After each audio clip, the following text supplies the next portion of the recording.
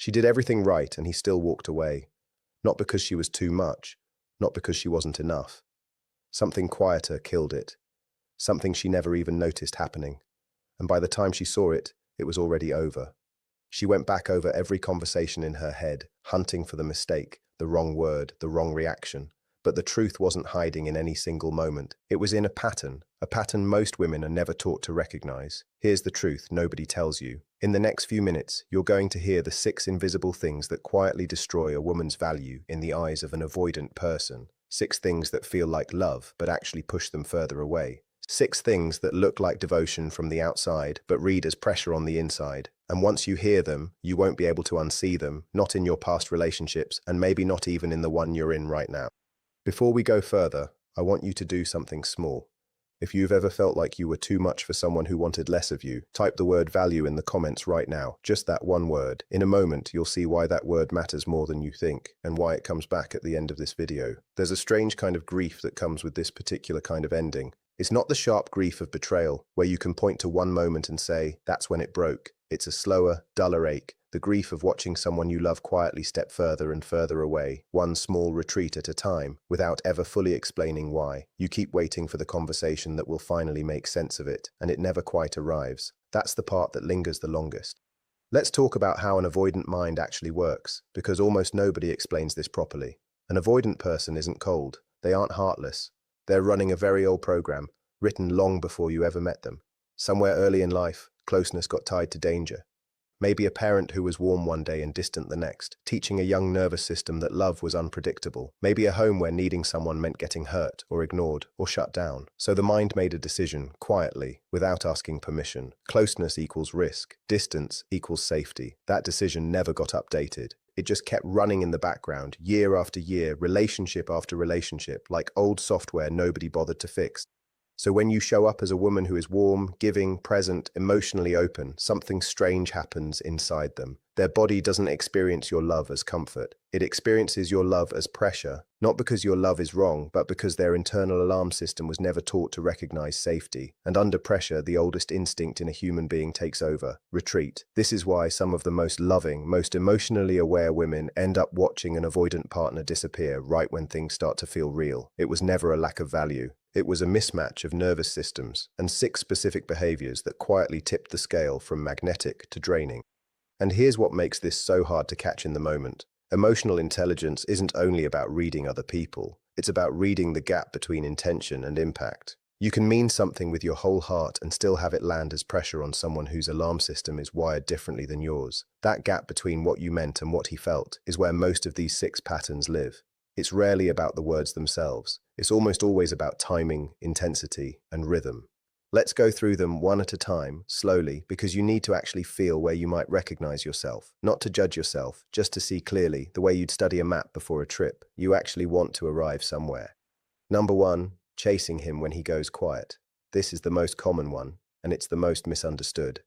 When an avoidant person pulls back, it feels unbearable. The silence gets loud. It fills up the whole room. Your mind starts building stories at 3 in the morning. Did I do something wrong? Is he losing interest? Should I text again just to check? And so you do the thing that feels natural, the thing every instinct in your body is screaming at you to do. You reach out. You ask if everything's okay. You send another message when the first one goes unanswered. You explain. You clarify. You check in, hoping one more message will finally bring him back to the surface. Here's what's actually happening on his side, and it has nothing to do with how much he cares. Withdrawal for an avoidant person isn't punishment, it's regulation. It's how his nervous system resets after too much closeness. The same way your body needs to exhale after holding your breath too long, he needs space the way your lungs need air. But when you chase that space, when you fill the silence before he's ready to return on his own, you confirm his deepest fear without meaning to. That closeness always comes with pressure, that he can never just breathe without someone needing something from him in that exact moment. And this is the part that hurts the most. The chasing doesn't come from weakness. It comes from care. You chase because you love him, because the thought of losing that connection feels unbearable. But to an avoidant nervous system, the chase reads as intensity, and intensity reads as danger. The very thing meant to bring you closer pushes the door shut a little further, click by click, until one day it doesn't open at all. A woman who understands this doesn't disappear when he goes quiet. She doesn't punish him either, with cold silence or passive-aggressive distance of her own. She simply keeps living. She lets the silence exist without rushing to fill it or fix it. She trusts that her value doesn't depend on his immediate response. And ironically, that stillness is exactly what an avoidant person responds to, because it doesn't feel like a threat. It feels like room to breathe and room to come back on his own terms. Picture two versions of the exact same evening. In the first version, he goes quiet after a good weekend together, and she spends the night refreshing her phone, drafting messages, deleting them, wondering what changed. By morning, she's sent 3 texts, and he's answered none of them. In the second version, she notices the silence, feels the same sting, but goes to dinner with a friend instead of staring at her screen. She doesn't perform indifference. She simply doesn't collapse into it. 2 nights, 2 very different signals sent to a nervous system that is always quietly scanning the room for danger. Number 2. Over-explaining yourself. This one is sneaky because it looks like honesty and even looks like emotional intelligence. You feel a flicker of insecurity, so you explain your feelings in detail, hoping clarity will bring comfort. You justify why you reacted a certain way. You clarify your intentions before he's even asked, trying to close every gap where misunderstanding could grow. You want him to understand you fully, completely, so nothing gets misread and nothing gets lost in translation. But here's the problem. Over-explaining sends an unconscious signal, one that has nothing to do with your words and everything to do with your energy. It says, I need your approval to feel okay about myself.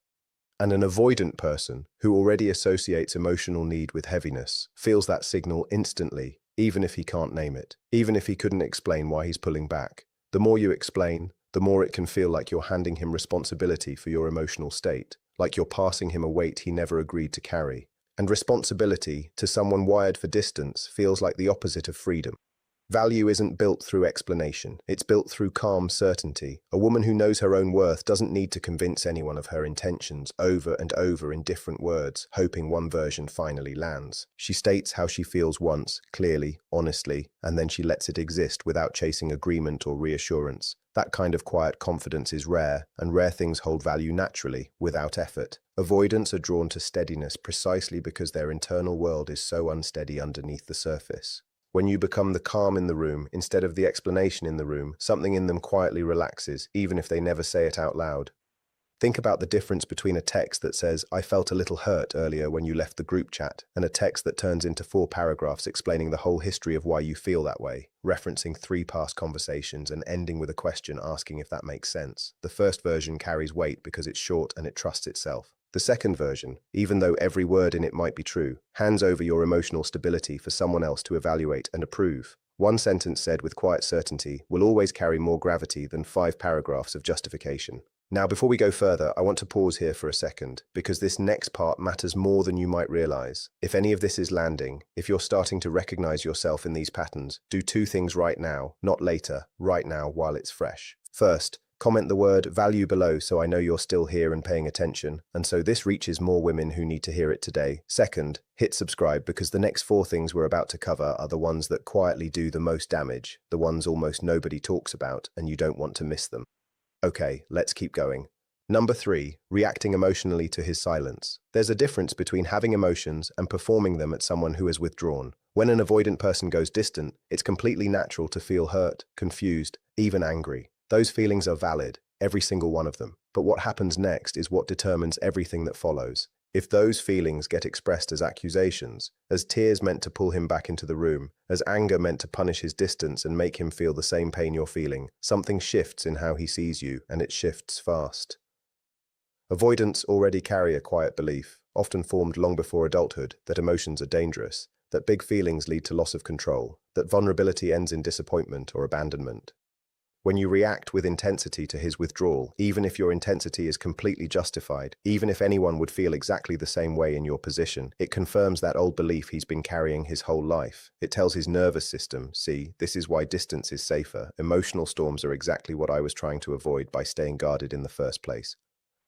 This doesn't mean you should suppress your feelings, swallow them down, and pretend everything is fine when it isn't. Suppression isn't strength, it's a different kind of self-abandonment, and it costs just as much in the long run. The key is regulation, not suppression, and the difference between the two changes everything. A woman who can feel deeply and still stay grounded, who can say I'm hurt without falling apart or lashing out, becomes someone an avoidant person doesn't need to run from. She's not asking him to manage her emotions for her. She's showing him, through her own steadiness, that her emotions don't require managing at all. And that, more than almost anything else, builds a strange kind of trust in someone who has spent their whole life associating closeness with chaos. There's a version of emotional strength that gets mistaken for coldness, and it's worth separating the two clearly. Regulation isn't pretending you don't care. It's feeling the full weight of the moment while still choosing your next move on purpose instead of on impulse. A regulated woman can say this distance is hard for me and mean it completely without that sentence turning into a demand, a threat, or a test. That single skill, staying present with pain without being ruled by it, is one of the rarest and most attractive qualities a person can hold, avoidant partner or not. Number 4, being endlessly available. This one feels counterintuitive because we're taught from a young age that showing up consistently is a sign of good character, of reliability, of being a good partner. And in most relationships, it is. But with an avoidant person, unlimited availability can quietly erode your value, not because you're doing anything wrong, but because of how scarcity and desire actually work inside the human brain, avoidant or not. When you are always available, always ready to talk, always the one adjusting your schedule around his, always the one saying yes even when it costs you something, a strange thing happens to perceived value. It flattens out completely. There's no contrast left, nothing to notice, nothing to miss. Avoidants, ironically, often crave more connection when there's a little distance to reach across, a little gap that lets desire build naturally. Constant availability removes that gap entirely, and without it, the pursuing instinct, the part of him that would normally lean in and initiate, has nothing left to activate. This isn't about playing games, keeping score, or pretending to be busy when you're not. That kind of strategy always feels hollow eventually, and people can sense manipulation even when they can't name it. It's about actually having a life so full, so genuinely yours, that your availability is real instead of performed for effect. A woman with her own rhythm, her own friendships, her own goals and deadlines and plans isn't hard to get because she's playing hard to get. She's hard to get because she's occupied living a life that doesn't revolve entirely around waiting by the phone. And that kind of woman is almost impossible for an avoidant person to stop thinking about, precisely because she isn't standing there waiting for him to decide. There's a simple test for this. Ask yourself honestly what your week would look like if he never texted at all. If the honest answer is that nothing changes, that your plans, your work, your friendships, your hobbies stay exactly as full and exactly as satisfying, that's not coldness, that's wholeness, and it's magnetic in a way that trying never quite manages to be. But if the honest answer is that your entire week bends around the possibility of his message, that's the gap worth noticing, not with guilt, just with clear eyes, because that gap is often exactly where value quietly leaks out. Number 5, trying to fix him. This one comes from a beautiful place, and that's exactly why it's so dangerous, so easy to fall into without noticing. You see the wounded part of him underneath the distance. You see the fear driving the withdrawal, and you think, if I just love him enough, if I understand him deeply enough, if I read enough about attachment styles and explain his own patterns back to him with enough patience, he'll heal. He'll stop pulling away. He'll finally let me all the way in, completely, permanently. But healing someone is not the same as loving someone. And an avoidant person can feel the difference, even if neither of you ever says it out loud. When you shift from partner to project manager of his emotional growth, the entire relationship changes shape underneath both of you. He starts to feel analyzed instead of accepted, dissected instead of desired. He starts to feel like every conversation is secretly a therapy session in disguise, every gentle question a hidden diagnosis, and nothing makes an avoidant person retreat faster, more completely, than feeling like they're being studied instead of simply wanted. There's a real difference between loving someone's growth and taking full responsibility for it. A woman who tries to fix him slowly loses herself in the process, becoming smaller, more anxious, more focused on his patterns and his wounds than her own life and her own healing. But a woman who accepts him as he currently is, exactly as he is right now, while still holding her own standards firmly in place, becomes something far more powerful and far more attractive. She becomes someone he wants to become better for on his own timeline, in his own way, not someone he feels quietly obligated to change for just to keep the peace. That distinction changes absolutely everything about how the relationship unfolds. Notice the language that creeps in when fixing takes over. You start narrating his behavior back to him, using words like pattern and trigger and attachment style in the middle of ordinary conversations that used to just be about dinner plans or weekend trips. It comes from good intentions, from books and videos that genuinely helped you understand him better. But somewhere along the way, understanding turned into monitoring, and monitoring turned into pressure. And pressure is the one thing an avoidant nervous system was designed to escape from, almost at any cost. There's a simple way to tell if you've slipped into this role without even realizing it. Pay attention to how many of your recent conversations with him began with questions about his feelings, his patterns, his childhood, or his fears, compared with how many began with something happening in your own life, your own week, or your excitement about something completely unrelated to the relationship. If that balance has quietly shifted almost entirely toward him, that's not closeness growing. That's a slow exchange where your own life becomes smaller, so his healing can become bigger, and it rarely ends the way you hoped it would. Number 6, abandoning yourself to keep the relationship. This is the quiet one, the one that happens so slowly and gradually that you barely notice it until you suddenly look up one day and realize you don't completely recognize the person you've become. It begins in small ways, almost invisibly. You stop bringing up a boundary because you don't want to seem difficult or demanding. You cancel plans with friends just in case he finally wants to talk that night. You quietly lower your expectations, convincing yourself that it's simply easier this way, that you're being flexible rather than accommodating too much.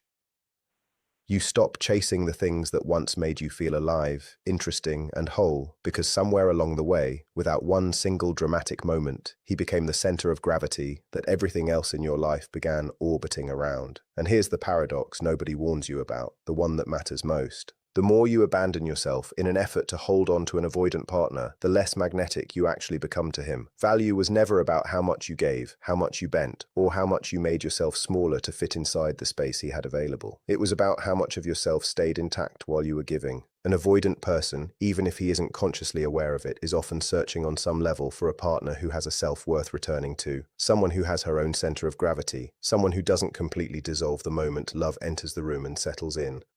When you disappear into the relationship little by little, there's nothing distinct left for him to be drawn toward, nothing separate to miss, nothing separate to wonder about. Real attraction, the kind that lasts, isn't built on sacrifice. It's built on identity. A woman who keeps her friendships, her ambitions, her boundaries, her opinions, and her own plans for the weekend, even while being in a relationship with someone emotionally distant, remains someone worth chasing, worth wondering about, and worth coming back to.